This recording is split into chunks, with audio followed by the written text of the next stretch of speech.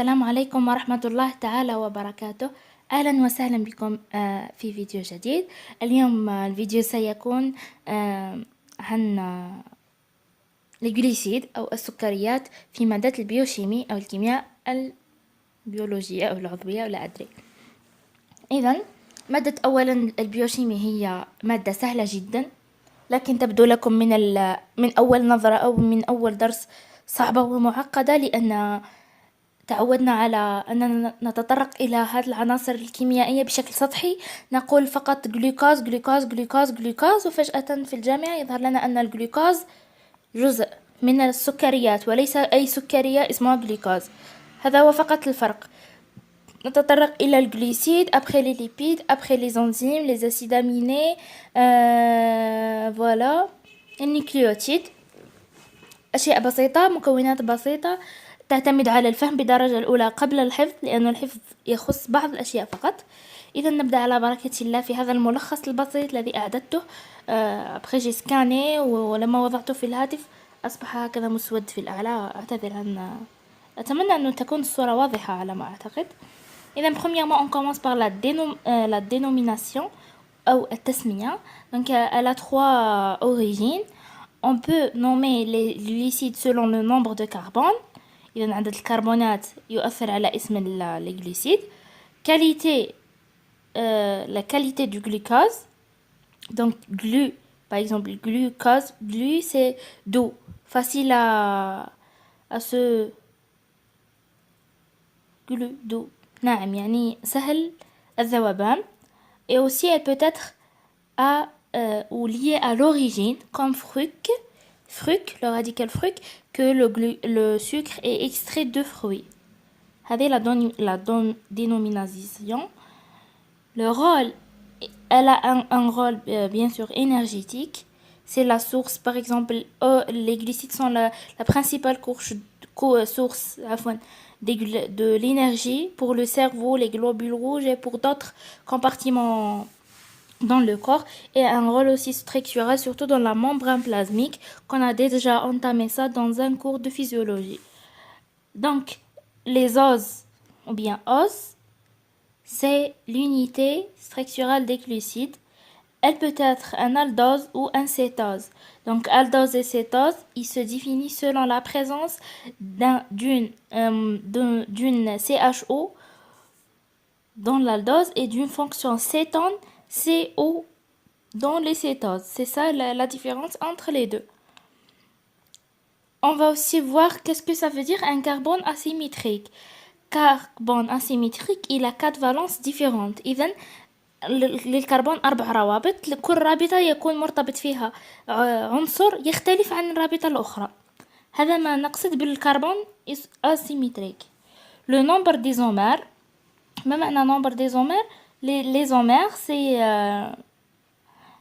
même formule brute, mais l'organisation spatiale est différente. إذن الصيغة المجملة نفسها لكن التوزيع مختلف.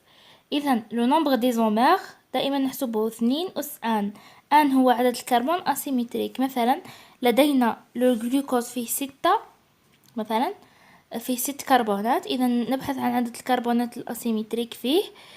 إذا وجدنا أن هناك عدد معين من الكربون أسيمتريك، نقوم بإجراء 2 أس 2 مثلا، نجد أنها مثلا تساوي 4. إذا نقول أن لهذا الجلوكوز 3 إيزومير، إذا هما 4، هو واحد من هذه الأربعة. Donc les aldoses ont un carbone asymétrique supplémentaire que les cétoses, parce que les cétoses, déjà il y a un carbone qui se lie par 2 liaisons un oxygène, donc il n'est pas asymétrique, il est symétrique. Donc les aldoses sont toujours, par exemple, le glucose et je sais pas, non, 2 isomères. Par exemple, le ribose et l'arabinose. Donc ce sont deux.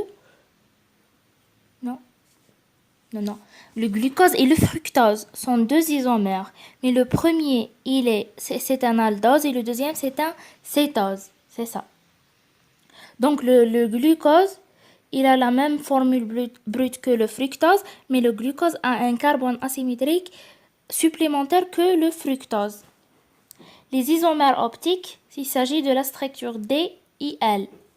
DIL selon l'orientation de OH le plus proche de la fonction aldéhyde secondaire.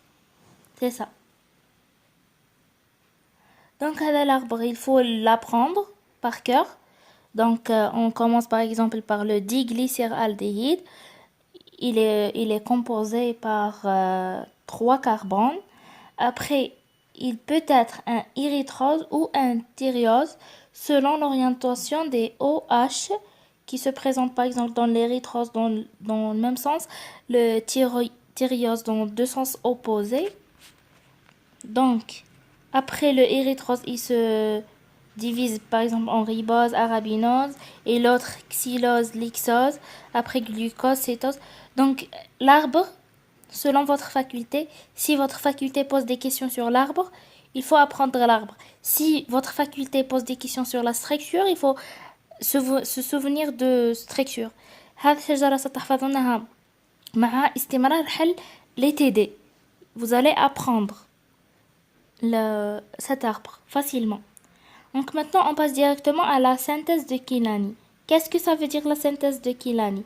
C'est une réaction qui se fait avec un aldose en présence de HCN. Donc l'HCN, c'est une molécule ou bien substance chimique et en présence aussi de 2 molécules de H2O et de molécules, 2 molécules de chlore. Elle nous donne un aldose plus CHO. Donc, qu'est-ce qu'on a fait? On a ajouté un carbone de plus à l'aldose. Et on obtient après le NH4Cl dans la substance finale avec de l'H2O. Donc, la synthèse de Kilani, هي طريقة بناء أو زيادة عدد الجلوكوز لي كربون في الالدوز. هي لا سينتاز. إذن هي زيادة عدد الكربونات نسميها سينتاز دي كيلاني تتم في وجود ال HCN وتنتج لنا محلول ال NH4Cl والنتيجة النهائية aldose plus CHO والماء. لا ديغراداسيون دو وول هي العكس. إذن يكون عندنا aldose يصبح عندنا aldose moins 1. إذن aldose لكن تنقص منه ذرة carbone. Donc, on a besoin de aldose avec une molécule de CHO et NH2OH. Elle nous donne bien sûr un aldose moins un carbone. Donc, elle n'est pas le contraire directement de synthèse de Kilani, mais elle est à peu près la même. Mais juste là, comme vous voyez là dans le schéma, je vous expliquer comment on peut se débrouiller de d'un carbone. Donc, à la présence de CHO et NH2OH, on peut attirer un carbone de l'aldose. Cet carbone, il va former après une fonction HCN et HCN. Voilà, et on obtient bien sûr après un aldose moins 1 et avec de l'HCN dans la solution et de l'H2O et voilà, c'est ça. Donc maintenant on va passer au terme de pont oxydique. Qu'est-ce que ça veut dire pont oxydique? Pont oxydique, c'est une liaison qui va former la forme spatiale des glucoses et qui va se différer entre par exemple la forme d'aldosé-cytose ou furane et pyrane.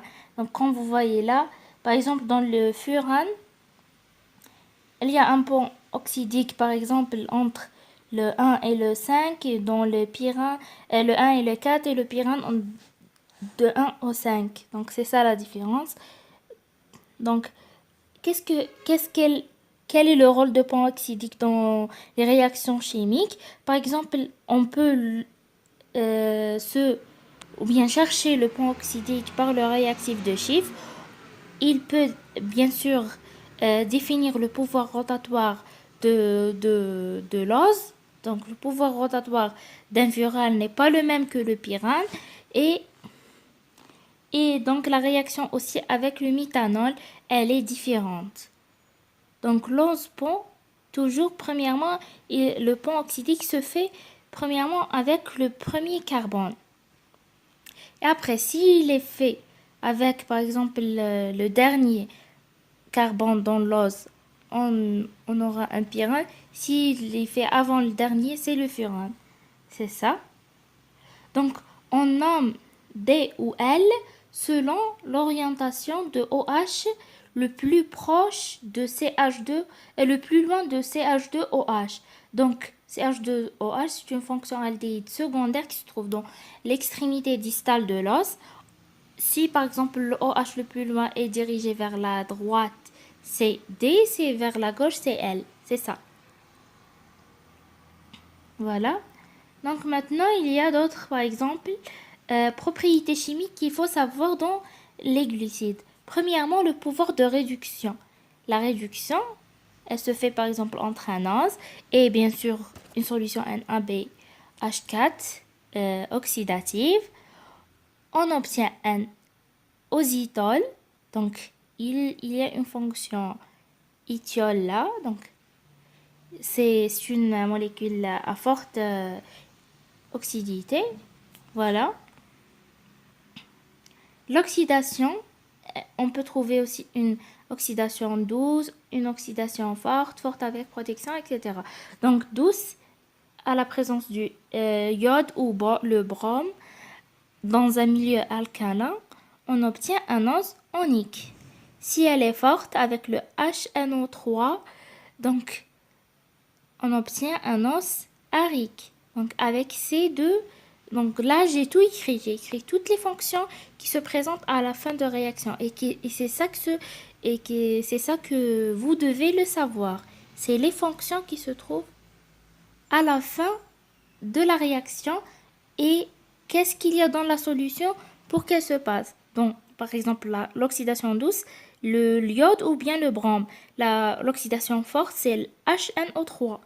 Avec donc si on veut faire une oxydation forte avec protection, donc c'est la même HNO3, c'est voilà les fonctions finales qu'on les trouve et on appelle l'os final, c'est un os uronique. Donc elle peut être une oxydation minérale avec le HC, donc la fonction cétone. Donc elle se passe avec la fonction cétone en transformant deux ions de cuivre en deux cuivre plus 1, l'autre plus 2. Donc, et la réaction se fait pour donner un précipité rouge. Donc, راسب أحمر في نهاية هذا التفاعل le minéral. Et voilà. C'est ça, qu'est-ce que ça veut dire les oxydations. Oxydation هو تفاعل الأكسدة طبعا والإرجاع تطرقنا له من قبل. أظن أن الجميع يعرف تفاعلات الأكسدة والإرجاع. إذا أظن أن نتوقف في هذا الفيديو هنا ونكمل في la partie de l'autre partie dernière إن شاء الله du cours.